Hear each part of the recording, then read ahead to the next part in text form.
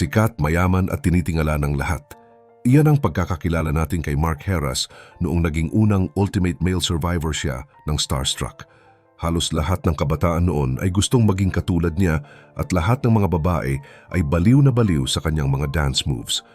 Pero nitong nakaraang February 2026, isang video ang kumalat sa social media na talagang hindi inaasahan ng marami. Nakita natin ang isang Mark Heras na umiiyak, walang kahit anong arte at kitang-kita ang bigat ng dinadala sa kanyang mga mata. Nilagyan niya ito ng caption na kulong sa sistema na agad na naging dahilan para mag-isip ang mga tao kung ano na nga ba ang nangyayari sa buhay ng dating hinahangaan na matinee idol. Ano nga ba ang mga bagay na pilit niyang itinago sa loob ng mahabang panahon na nauwi sa ganitong emosyonal na sitwasyon? Pero bago po ang lahat, baka pwedeng pa-like ang video na ito at mangyaring mag-comment sa baba kung taga saang lugar ka para malaman namin saan umaabot ang ating mga video. Dahil napakalaking bagay na ito sa aming content creators. Maraming salamat po. Bago natin pag-usapan ang dahilan ng kanyang pag-iyak, balikan muna natin kung saan ba talaga nagsimula ang lahat para mas maintindihan natin ang kanyang pinagdadaanan. Si Mark ay hindi lumaki sa isang marangyang pamilya. Ipinanganak siya noong December 14, 1986 at pinalaki siya ng kanyang mga adoptive gay parents na sina Tito Hermie at Daddy June.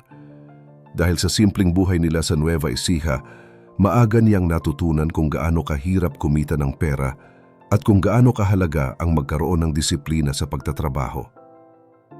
Noong sumali siya sa Starstruck noong 2003, wala siyang kahit anong kapit o kakilala sa loob ng showbiz. Ang tanging dala niya ay ang kanyang pangarap at ang husay niya sa pagsayaw na kalaunan ay nagluklok sa kanya sa rurok ng tagumpay. Noong mga panahon na yon, parang hindi nauubusan ng projects si Mark. Mula sa mga sikat na teleserye kasama si Jeneline Mercado hanggang sa mga pelikula at dance albums na laging sold out. Pero ang hindi alam ng marami, ang ganitong klaseng kasikatan ay may kasamang malaking pressure na mahirap i-handle, lalo na sa isang batang tulad niya noon. Habang tumatagal, napansin ng mga viewers na tila nababawasan ang kanyang mga exposure. Maraming mga bagong artista ang dumating at ang imahe ni Mark bilang isang dancer ay tila naging limitasyon para sa kanya. Habang ang ibang mga kasabayan niya ay nabibigyan ng mga seryosong roles, siya naman ay unti-unting nawawalan ng pagkakataon sa mga malalaking proyekto sa telebisyon. Sa mga naging pahayag niya, inamin ni Mark na naging desisyon din niya na mag-focus muna sa kanyang pamilya at maging isang mabuting ama. Ayaw raw niyang maranasan ng kanyang mga anak ang hirap na dinanas niya noong siya ay bata pa lamang. Takot siyang dumating ang araw na wala siyang maibigay kapag may hiningi ang kanyang mga anak o kaya naman ay maramdaman ng kanyang asawa na nagkamali ito sa pagpili sa kanya. Ang bigat ng responsibilidad na ito bilang haligi ng tahanan na hinaluan pa ng kawalan ng sigurado na trabaho sa industriya ang unti-unting kumain sa kanyang emosyon. Kaya naman ang video na nakita natin ay hindi lang basta pag-iyak, kundi ito ay resulta ng maraming taon niyang pagtitiis at pagpilit na maging matatag para sa mga taong mahal niya. Sa gitna ng lahat ng mga luha at mabigat na salitang binitawan ni Mark Heras, marami ang nagtatanong kung ano ba talaga ang mas mahalaga para sa kanya ngayon. Sa isang tapat na usapan, inamin ni Mark na mas masaya siya sa kasalukuyan kahit wala siya sa rurok ng kasikatan. Noon daw kasi, kapag wala siyang trabaho, doon pumapasok ang matinding lungkot at kaba para sa kanyang kinabukasan. Pero ngayon, sapat na sa kanya ang bawat umaga na nagigising siya at naihahatid ang kanyang anak sa eskwelahan. Malaking bagay para sa kanya na nakita niyang lumaki ang kanyang mga anak, isang bagay na hindi niya siguradong magagawa kung tuloy-tuloy ang trabaho niya mula Lunes hanggang Linggo gaya ng dati. Pero alam nating lahat na sa mundo ng showbiz, hindi uso ang paghihintay. Kapag nawala ka sa paningin ng publiko, mabilis na may papalit sa pwesto mo. At dito na nga pumasok ang mga pagsubok na sumubok sa kanyang pagkatao. Noong taong 2021, naging usap-usapan ang balita na nangutang si Mark ng halagang 30,000 piso. Para sa iba, maliit na halaga lang ito. Pero sa mata ng netizens, Naging tatak ito na wala siyang naipon at bagsak na ang kanyang career. Kahit sinabi niyang nabayaran na ito, hindi na iyon nabura sa isip ng mga tao. Lalo pang naging mainit ang usapin noong 2025 nang madamay ang pangalan niya sa isang negosyante. May mga ulat na nagsabing may utang si Mark na aabot sa 1,000,000 piso. Hindi lang pera ang naging issue dahil nauwi pa ito sa legal na usapan kung saan inakusahan siya ng pananakot. Mariing itinanggi ni Mark ang lahat ng ito. Sinabi niya na hindi niya ugaling manakot ng tao kahit paggawan siya ng kwento. Mas pinili niyang manahimik kaysa makipag-away sa publiko. Pero sa paningin ng marami, ang mga balitang ito ang nagpatunay na talagang dumadaan siya sa gipit na sitwasyon. Sa kabila ng mga ingay at kontrobersya, nanatiling sandigan ni Mark ang kanyang asawa na si Nicole Donesa. Nagkakilala sila noong 2019 at sa gitna ng pandemya ay nabuo ang kanilang pamilya. Nakita natin sa social media ang saya nila sa kanilang bagong bahay na tinawag nilang Casa Corky. Pero sa likod ng mga magagandang litrato, nandoon ang pressure na maging isang breadwinner. Kailangan niyang maging matatag para sa kanyang 2 anak habang unti-unting nawawala ang mga opportunities sa television. Kaya naman noong nakita siyang sumasayaw sa isang entertainment bar, muling uminit ang ulo ng mga bashers. Para sa kanila, ito ang ebidensya na tuluyan na siyang bumagsak. Pero para kay Mark, wala siyang dapat ikahiya dahil ito ay marangal na trabaho. Diretsahan niyang sinabi na gagawin niya ang lahat kahit pa mahusgahan siya ng buong mundo basta may maipakain lang siya sa kanyang pamilya at mabigyan ng magandang buhay ang kanyang mga anak.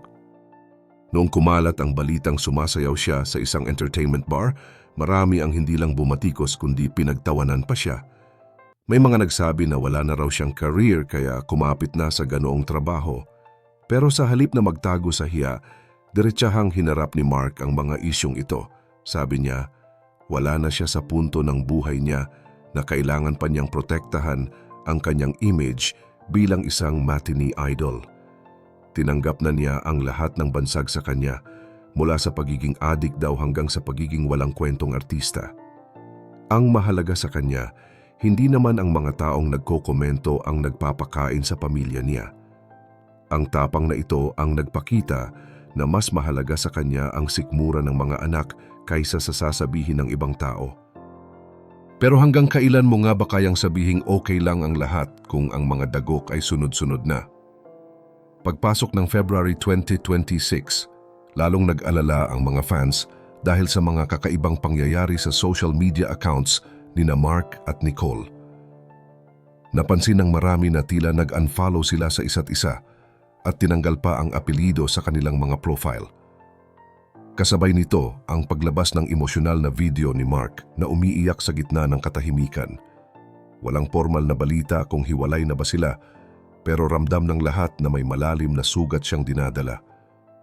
Isang lalaking sanay sumalo sa lahat ng problema, isang haligi na inaasahang laging matatag, ay biglang bumigay sa harap ng kamera. Dito natin nakita na ang bigat ng pressure sa pera, ang pag-aalaga sa relasyon, at ang panghuhusga ng lipunan ay sapat na para mapagod kahit ang pinakamatapang na tao. Buti na lang, hindi lahat ay puro pambabatikos ang ibinigay.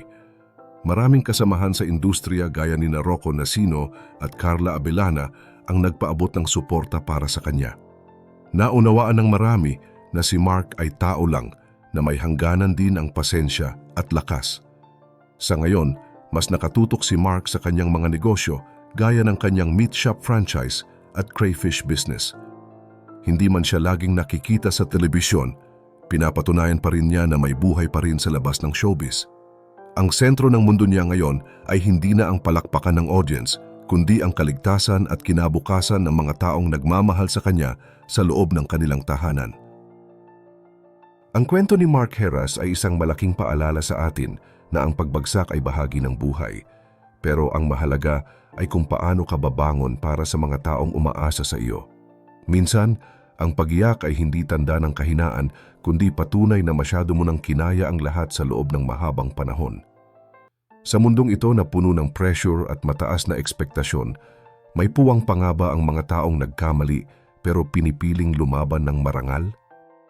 Nakaranas ka na rin ba ng pagkakataon na kahit pagod ka na, ay pinili mo pa ring ituloy ang laban para sa pamilya mo, kahit hinuhusgahan ka na ng ibang tao? Ano ang gagawin mo kung ikaw ang nasa posisyon ni Mark? I-comment nyo ang inyong mga saloobin sa ibaba dahil bawat kwento ay may aral na pwedeng kapulutan. Huwag rin kalimutang mag-like at subscribe para sa mas marami pang updates gaya nito.